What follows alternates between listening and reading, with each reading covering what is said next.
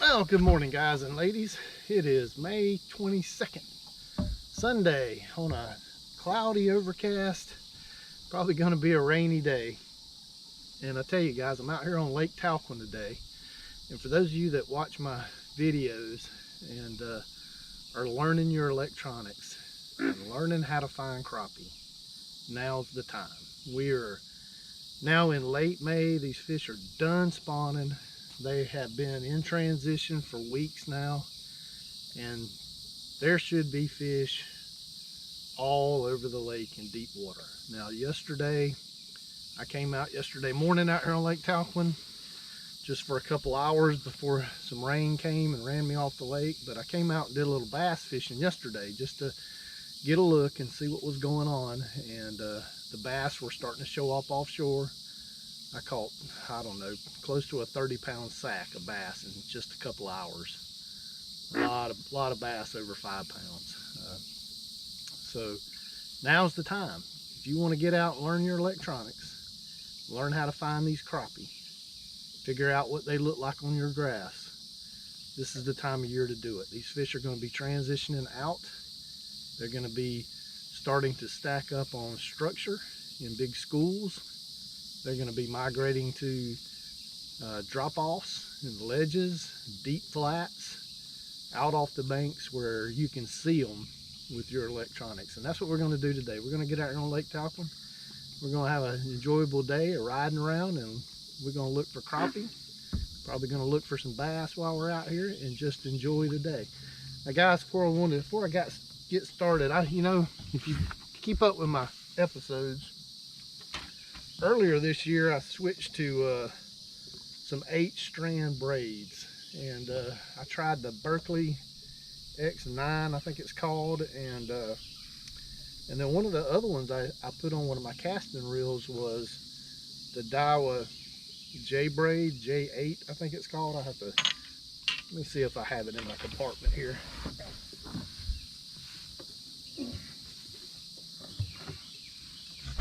Yeah, that's what it is. Daiwa J braid X8. Let me tell you what, guys.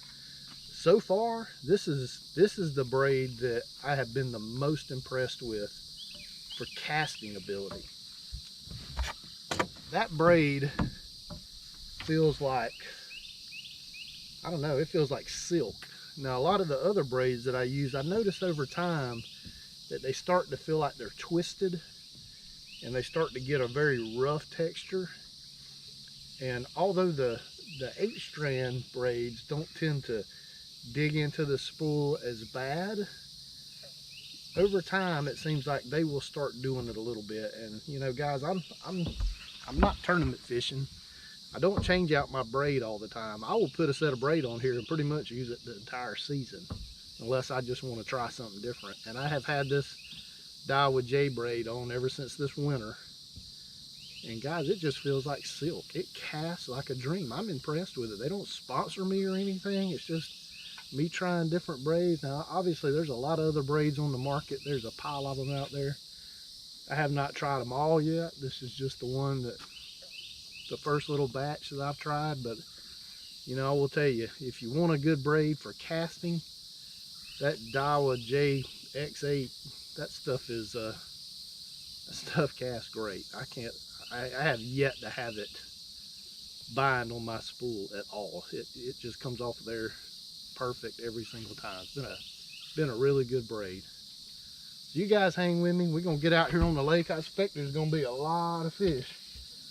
Now this morning on the way here, I drove over the river that flows into the lake, and there was zero current. There was no water movement at all. There's a bunch of pilings I can see as I go over the bridge, and usually I can see water running around those pilings. It was dead. And we've kind of got ourselves in a moderate drought down here in North Florida, and I believe they have nothing open on the dam. I think there is zero current. And guys, what you're going to find when it's like that is you're going to find a very tough bite normally. Now yesterday when I was bass fishing, that's exactly what I saw. There was some big bass, a lot of big bass starting to show up offshore, and even though I could find those big bass, they were very tough to catch. I had to fish extremely slow and be patient to get any of those fish to bite. I didn't catch a pile of bass yesterday, but I did catch some really big ones. And I noticed that when I was looking around, I was seeing some crappie as well, and I noticed those crappie were not set up tightly on the structure. A lot of them were just roaming around out around structure, and that's a lot of times that's what you'll see when there's no current at all, is those fish will just, they'll leave off the cover and they'll just be meandering all around, and they can be very difficult to catch. So just keep that in mind. If you get out on the lake and you're having a hard time getting the fish to bite, if there's no current at all, a lot of times that's what happens. It just makes for a tough day. Now, I don't know, we may get out here today and catch the heck of them. I didn't try to catch the crappie yesterday. Maybe they will bite, but I suspect unless I get a pretty good wind today to create some wind current, it's going to be a little tough. But let's get out here on the lake and see what we can find, and just enjoy the day. Guys, if y'all can see that, I went over a stump. You can see those little dots around it. That's probably some crappie right there. We're gonna keep looking. There wasn't a lot there. I'm gonna look this area over a little bit and see what else we see. So guys, if y'all can see that, y'all see all that silt in the water? So that's something to pay attention to in the summertime. So I can see already that I'm gonna be looking for these fish today. I'm gonna concentrate my efforts in that 12-foot range to about that 8-foot range, right at the top of all that.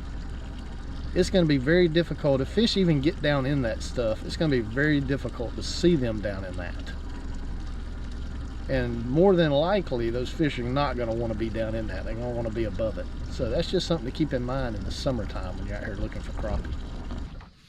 All right guys, let's see if we can get all this stuff fired up and see if we can catch some of these fish. Now, of course, I turned around and put the trolling motor down, and somebody come run right over the top of them at high speed right in front of my boat. And you can, no etiquette at all.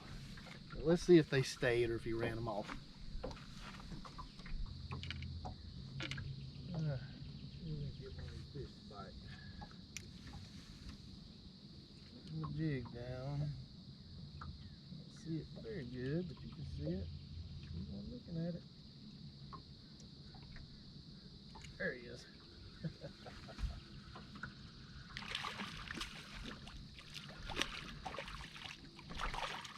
Oh yeah, here's a good start to the day right there, guys. Nice big old crappie off the first school. Well, he's still dark colored. Pretty fish though.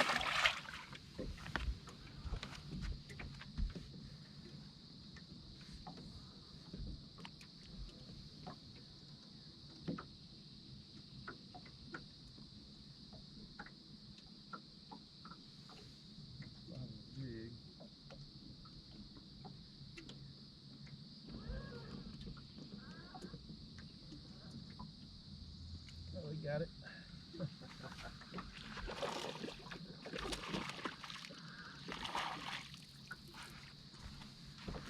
Guys, I don't know if you can see on that live scope or not, but these fish aren't super aggressive, and I'm not surprised with no water movement. So one of the things that I'll talk to y'all about, it's a little bit of a learning lesson here. So in the wintertime, when I'm out here fishing for crappie in the wintertime, I'm using the same baits that I use in the summer, but the difference is in the wintertime the water's cold and the bait fish aren't very erratic. So my retrieve in the wintertime is typically a very slow pendulum. Let it just pendulum or pull it straight across the top of the fish.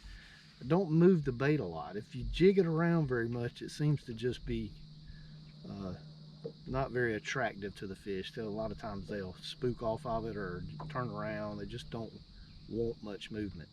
But in the summertime, when the water starts warming up and the fish get more active and harder to catch, a lot of times I find that in the summertime, that's when you do want to impart action into your bait. So a lot of times, and you'll see me over the coming episodes, you'll see me hopping that jig. I'll jerk it up in the air and let it sink down into the fish and hop it up out of them. A lot of times that sinking down through that school and down to the top of that school will trigger a strike. And that's a lot of times in the summertime, that's what you have to do. You have to trigger a strike out of these fish. They don't want to feed. I think they mostly feed at night in the summertime.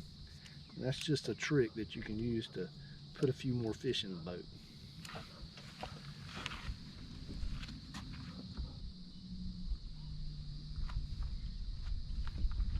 The guys getting right above them, they wouldn't even look at it. So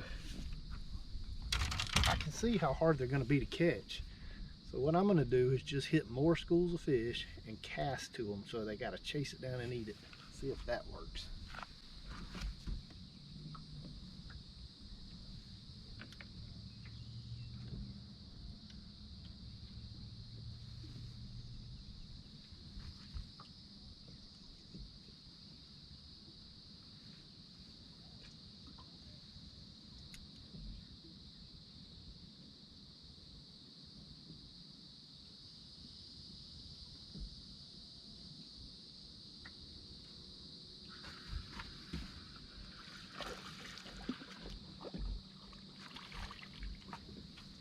And there we go.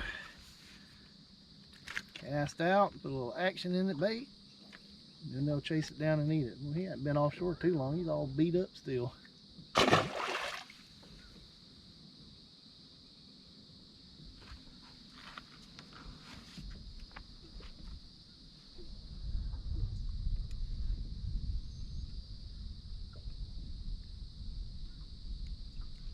Oh, that's a big fish there.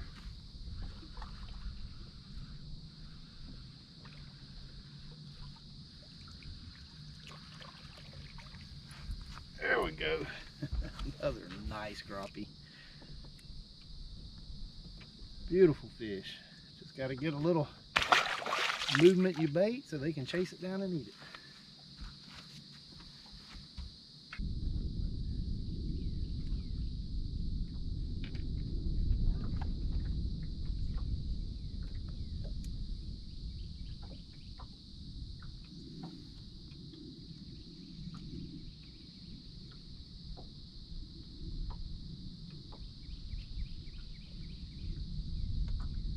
There he is. There we go.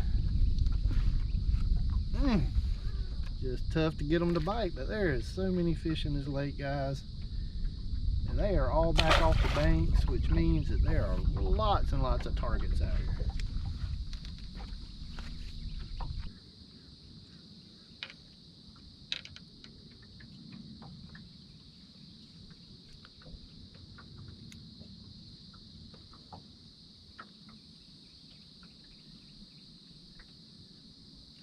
Got him.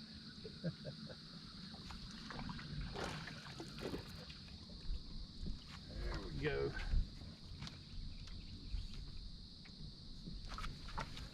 Another nice crappie.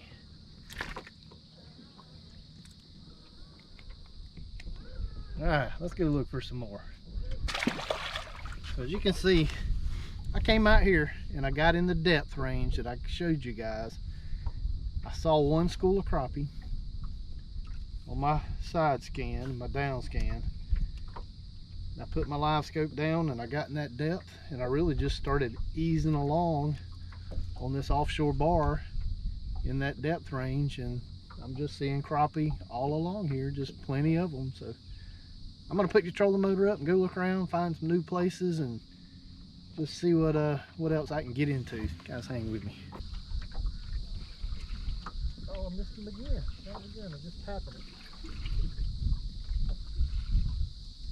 Alright. Try this again. Goes down in him.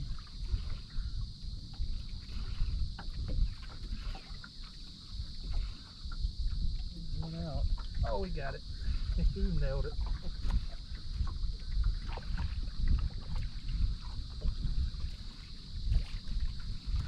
Yeah, finally got one of them to come up there and nail it. Man, they're tough to catch today.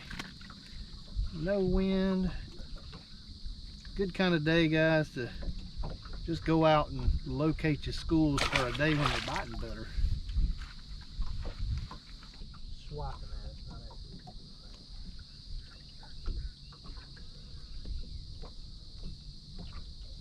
Got that one.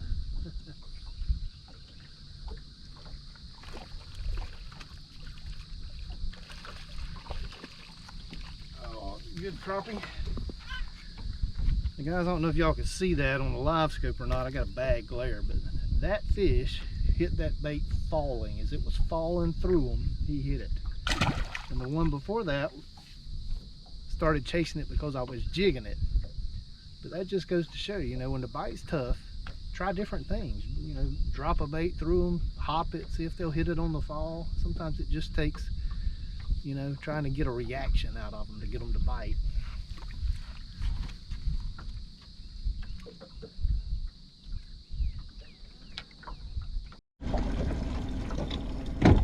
Alright guys, so if you look here at this screen, what you've got here is you have got the river channel cruising along. Just let the graph spin around. So here's your river channel running along right here, and I have set my depth highlights to highlight 14 deep, 14 feet shallow, 14 foot or shallower, right? So that's what I've done. I've set my highlights so it'll show me in green the areas that are less than 14 feet deep. And if you guys remember, we were looking at that graph this morning and you saw that big old line of debris, silt or mud or thermocline or whatever it was we saw this morning. We saw that, and it was running from that 12-foot depth, you know, down to up, you know, and down 12 foot and deeper. So what I did was I set my shallow water. Let's see if I came down here and set my max highlight, my highlight 1 to 14 foot and the min to 0. Now I could have upped that a little bit if I wanted to, but it didn't matter. I just wanted to get that where it would quickly show me all the areas that on the lake that would be at the right depth for where the fish should be. And then I just get out here. You can see I got out here on this area and I just motored around until I found a school of crappie, and they just happened to be right here on a little high spot near the edge of the river channel. So guys, keep that in mind. Sorry, I'm drifting so the boat's not moving to keep my GPS aware of which direction I'm going. So keep that in mind as you're looking for these summer fish. That'll help you tremendously and eliminate a lot of the lake.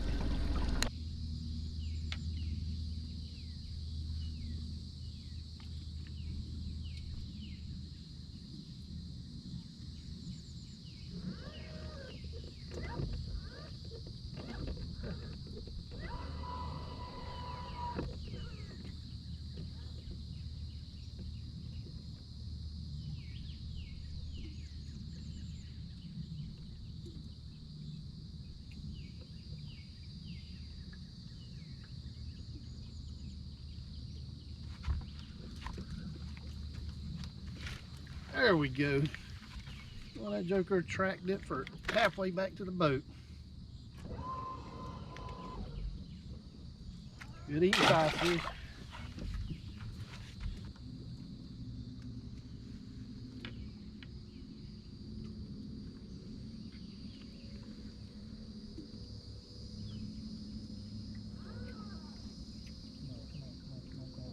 Got him. There's a nice fish. There we go.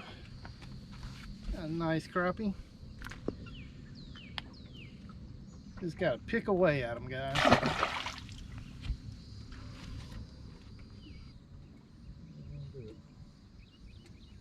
Chase it up to the boat and not bite it.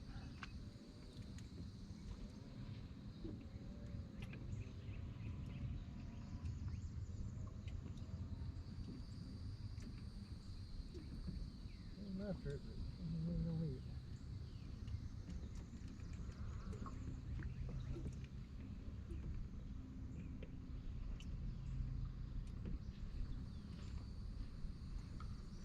Got that one.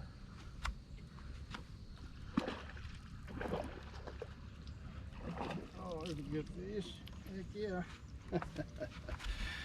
Alright guys, it's about to storm. I don't know if you can tell how dark it's getting out, but it's coming.